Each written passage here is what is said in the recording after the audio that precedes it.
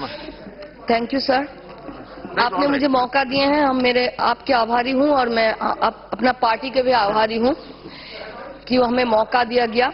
पहले तो हम जगदम्बिका जी को थोड़ा करेक्ट कर दें कि हमारे माननीय मुख्यमंत्री अभी जो है रेल मंत्री जब थी ममता बनर्जी, उनके टाइम पे ही पीपीपी मॉडल में पहले दफा ये सब स्टेशंस डेवलपमेंट हुई है, जो उनको थोड़ा करेक्ट कर देना चाहते हैं। 12 पॉइंट दिए हैं, हमने ज्यादा समय नहीं लेंगे, ज्यादा टाइम है भी नहीं। 12 पॉइंट दिए हुए हैं इस बार रेल बजट में, उसमें कहीं भी पंक्चुअलिटी के बारे में एक भी शब्द नहीं है। अभी आप जानते हैं कि अक्सर बहुत ही ट्रेन लेट हो रहे हैं, इसके बारे में कोई यहाँ पे जिक्र होना चाहिए था, मुझे लगता है ऐसा। 25 स्टेशन को रीडेवलप किया जाएगा। मेरा रेल मंत्री जी यहाँ पे बैठे हैं। हमारे जो कॉन्स्टिट्यूएंसी है बालूरघाट, वहाँ पे गंगारामपुर, बुनियादपुर, ये सब डेवलप ही नहीं हुआ है।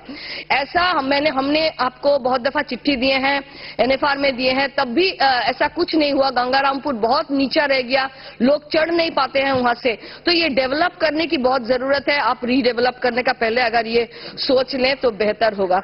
क्लीनलीनेस जो है, अभी ट्रेन की हालत अक्सर मेरा जहां पे कॉन्स्टिट्यूएंसी है, मुझे रेल में सफर करना पड़ता है, रात को होल नाइट ट्रैवल करके जाते हैं।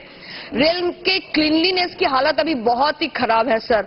आप अगर देख लें तो ये बहुत बेहतर रहेगी। ये ज्यादा तौर देखना बहुत जरूरी हो गया। कोच मित्र के बारे में आपने मेंशन किए हैं कि अभी जो भी कंप्लेन है वो आगे चल के यहाँ लॉन्च किया जाएगा तो लोग कंप्लेन कर पाएंगे। तो अभी तक तो जो सिस्टम है उसमें कोई ऐसा नहीं है कि कंप्लेन करने के बाद में कोई फीडबैक नहीं मिलता है। तो ये फीडबैक कैसे मिले, लोगों कैसे मालूम पड़े कि मेरा कंप्लेन दर्ज हुआ है कि नहीं, या उसके ऊपर एक्शन हो रहा है कि नहीं, इसके ऊपर अगर आप जरा सोचें तो बेहतर है। मेट्रो रेल के लिए आपने एक बात बताई है which is very important, I believe. A new metro rail act लाया जाएगा that will facilitate greater private participation and investment in construction and operation। और बोला गया है कि कुछ पॉलिसी लेके नया आएंगे आप, जिसके ऊपर कुछ एम्प्लॉयमेंट जनरेट होगी। इसके बारे में कोई चर्चा यहाँ पे हो नहीं पाया। फिनांस मिनिस्टर बताए हैं कुछ चर्चा हो नहीं पाया। पर मेरा क्वेश्चन ये है कि ये क्या हम लोग प्राइवेटाइजेशन की तरफ जा रहे हैं? ऐसा कुछ है? रेलवे ऐसा है कि आम जनता उसमें चढ़ते हैं। अगर रेलवे प्राइवेटाइजेशन की तरफ जाएंगे, क्योंकि इरकॉन को बोलिए या आईआरसीटीसी को बोलिए, इसको आप लिस्ट ऑफ सब्सिडाइज में ले रहे हैं, स्टॉक में लिस्ट कर दिए हैं, स्टॉक एक्सचेंज में लिस्ट कर दिए हैं, तो लगता है कि आगे चल के इसको प्राइवेट के हाथ में चला जाएगा। तो गवर्नमेंट की क्या सोच है ये जानना बहुत जरूरी है। रेल जैसे इंपॉर्टेंट एक चीज को कि अगर ये प्राइवेटाइजेशन की तरफ में जाएगा तो हमारे पार्टी जरूर इसको विरोध में है। हम लोग इसको सपोर्ट नहीं करते हैं, क्योंकि रेल आम जनता के लिए है, जो हमारे गवर्नमेंट के लिए रहना चाहिए, गवर्नमेंट के पास। ये हमारे बहुत ही इंपॉर्टेंट है। और मेरा और एक रिक्वेस्ट है, पुराने बहुत सैंक्शन प्रोजेक्ट है, जैसे कि ममता बनर्जी जब रेल मंत्री थी तब बहुत सारे प्रोजेक्ट्स दिए थे। मेरे कॉन्स्टिट्यूएंसी में कुछ प्रोजेक्ट्स थे, वो जैसे ही तृणमूल कांग्रेस मतलब उसके बाद दिनेश त्रिवेदी या मुकुल राय जब छोड़ दिए, तब वो सब प्रोजेक्ट बंद हो गई थी। उसमें से अभी हाल में मैंने आपको बहुत दफा लिखे हैं, इस बार आपने बालूरघाट हीरी प्रोजेक्ट दिए हैं। पर जो बहुत इंपॉर्टेंट है, एक बुनियादपुर वैगन फैक्ट्री, ये उस टाइम पे आया हुआ था, वो वैगन फैक्ट्री का कोई जिक्र, खाली इस बार भी 1000 रुपया दे के छोड़ दिए हैं। ऐसे करके अगर पुराना प्रोजेक्ट पीछे चला जाएगा और नया नया प्रोजेक्ट आते रहेंगे तो ये पुराने प्रोजेक्ट का क्या होगा? एक दूसरी बात ये है, आपने बुलेट ट्रेन की जिक्र किया, बहुत बढ़िया, इंडिया में अगर बुलेट ट्रेन चल सकती है तो बहुत बढ़िया है। पर ऐसी बहुत जगह है, मेरे कॉन्स्टिट्यूएंसी में 1-2 ट्रेन है, बुलेट ट्रेन की कहां पे आएगी? मतलब 1-2 ट्रेन है, रेल लाइंस कम है, इसमें बहुत ये जो प्रॉब्लम है ये अगर आप देख पाएं तो बेहतर रहेगी। और आपको एक बात बताएं, ये जो हमारे मेट्रो रेल के बारे में बोले, सोफार हमारा जो सोफार ऑन माई नॉलेज जो हमारा मेट्रो रेल है, इस बार मेट्रो रेल प्रोजेक्ट्स में यहाँ पे पैसा दिए गए हैं कुछ, पर हमारे जो भी प्रॉब्लम्स था वो सब स्टेट गवर्नमेंट में उसको रिजॉल्व कर दिए हैं। ये हमारी मांग है कि आप अगर मेट्रो रेल की प्रोजेक्ट्स द्वारा एक्सपीडिएट करें तो बेहतर रहेगी, और अगर कोई भी प्रॉब्लम फिर भी रह जाए तो हम लोग उसे रिजॉल्व करने की कोशिश करेंगे।